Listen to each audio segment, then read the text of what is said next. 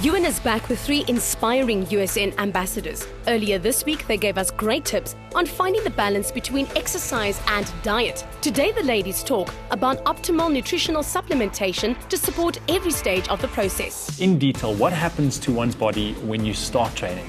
Your body is like a car, okay? It needs fuel to operate, all right? So your body needs food to start moving. When we look at a warm-up, okay, example, you start walking, your heart rate increases, right? Your lungs, you start breathing heavily, okay?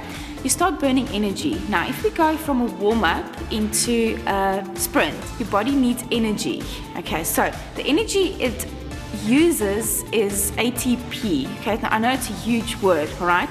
That ATP is used very instant in your body to get your body moving. After a while, it starts using your fat storage, your breakfast that you had for the morning to use as energy to keep your body moving.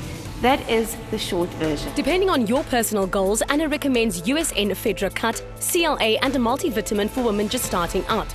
Judy followed the USN Body and Lifestyle Challenge with great results. Now, Judy, I understand that you use the product called Creatine X4 later on during your challenge. What exactly is that? I only started using the Creatine X4 later on in the 12-week challenge, around about 5 weeks. And what it does is it actually gives you strength and increases endurance. So when you want to start cutting, taking your body fat really low, that's what you use, creatine. Why don't you only start using it later on in the challenge and not right at the beginning? Because you have to obviously build up your strength and your endurance ability. Ina, and what about you? Did you start using certain products only later on in the challenge? The only thing that I've changed is the Fedra Cut. I started off with a normal XT one and then I changed to hardcore. Because your body adapts, you may adjust your supplements as well as the intensity you exercise with. Challenging your body to the maximum will burn more calories, build lean muscle and keep you motivated. Anna, let's talk a bit about muscle endurance. How important is that for women wanting to lose weight? Very important. It's basically your muscles contracting for longer periods of time. So you're challenging your muscles for longer periods of time. But again, on the other hand, it's also working your muscles against resistance. Okay, so it's challenging your muscles. Are there any products that you can recommend to assist or to protect the muscles during strenuous workouts? Definitely. A good one to use is BCAAs. Okay, it stands for branched chain amino acids. Now, amino acids is the building blocks for protein that will help with stamina for your muscles and also for recovery. A good one to use for recovery afterwards is L-glutamine, USN's pure glutamine range. When you're exercising, your glutamine levels in your muscles drop. So taking pure glutamine after a workout is an excellent way of preventing your muscles from going catabolic. And Judy, did you use L-glutamine at all?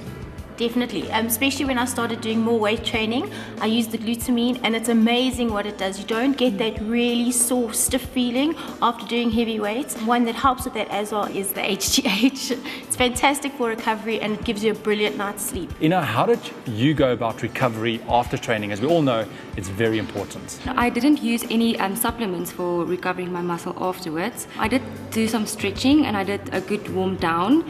And because I gym late in the evenings, before bedtime I take a protein shake anyway, and that also helps for muscle recovery. The winning combination when transforming your body is exercise, diet and rest to give your muscles time to grow. Add a little determination and you'll reap great rewards. Take me through the toughest week of the Body and Lifestyle Challenge. I would say it's the week just before Christmas because I was in the middle of my challenge because now I was on holiday and I had to adjust all my exercise there outdoors.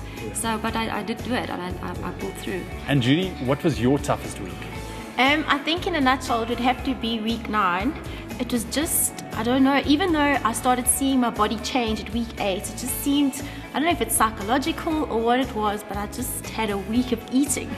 I actually put on 800 grams, but then came back, you know, that dedication and focus all came back and I ended well. Anna, and for you personally, when it comes to training, what are some of the most difficult things to deal with? Diet is always the difficult part. Training is easy, even if you're not always like training, but diet is very difficult. And it's important to stick to your diet, stay focused, just keep going. And Like what happens to some ladies when they start with a training program and a diet and start using supplements, they put on weight. It's normal. Don't worry about it. Just carry on.